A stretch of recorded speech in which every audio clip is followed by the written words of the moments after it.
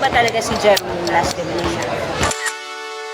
Si Jerome po ay isang natural lang na bata na nangangarap na makamit yung pangarap niya, which is the PBA.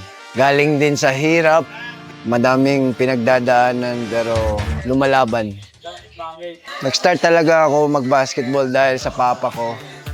Kasi nung naglalaro pa yung papa ko, lagi niya akong dinadala sa court para dribble lang sa gilid.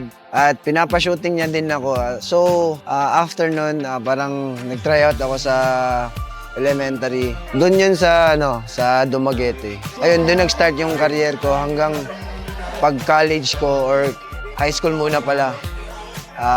Natanggap ulit ako sa Negros Oriental High School.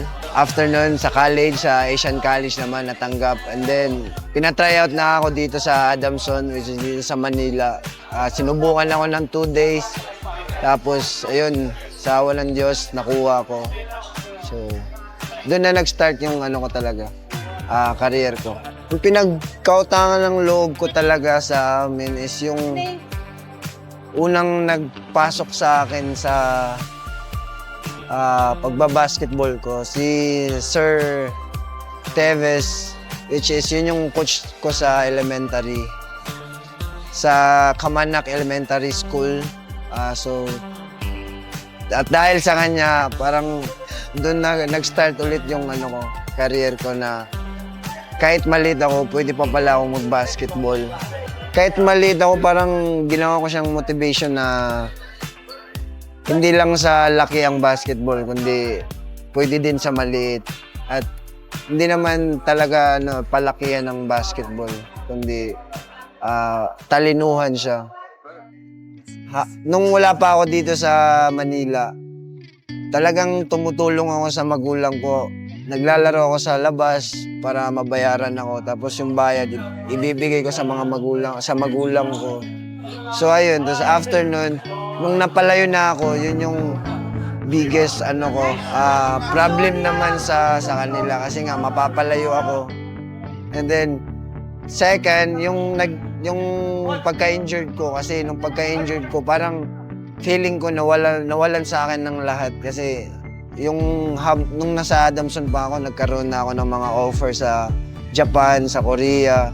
Tapos simula nun, na-injured ako, parang back to zero ulit ako sa career ko. Pero hindi ako nag-give up kasi alam kong may rason lahat kung bakit nangyari.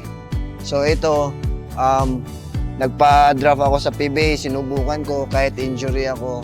At yun nga, thank you Lord kasi nakuha pa rin ako, which is yung Magnolia team.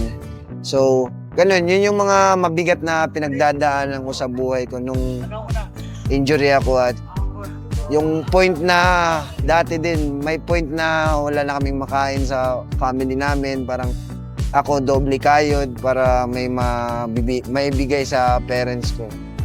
Sa mga bata dyan sa province na gustong maging PBA din, syempre always have faith kay God and mag-aaral kayo ng mabuti, yun yung pinaka-importante. Syempre, no drugs tayo, yes to sports, and lagi mo lang sundin yung magulang nyo kasi sila yung nakakaalam sa lahat, kasi sila yung nauuna sa mundo. And syempre, go hard tayo lagi, hard work para makamit nyo yung mga pangarap.